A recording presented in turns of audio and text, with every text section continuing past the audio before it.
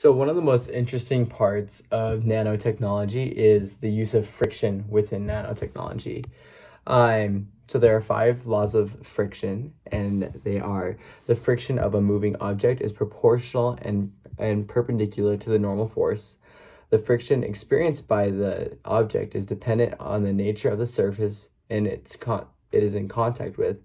Friction is independent of the area of contact as long as there is an area of contact. Kinetic force is independent of velocity, and the coefficient of static friction is greater than the coefficient of kinetic friction.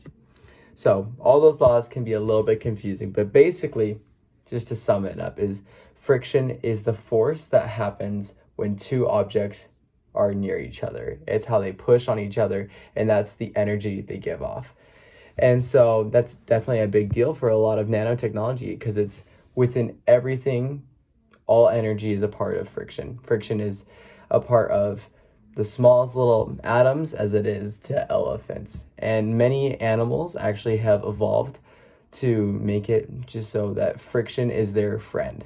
One great example of this would be a snake. Snakes use their scales and the way they move their bodies to use friction to their advantage so that they can move without having legs.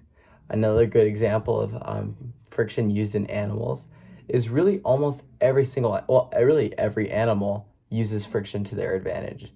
Every animal has muscles that are built differently so that they can use the least amount of energy to make the most amount of friction, so the most power.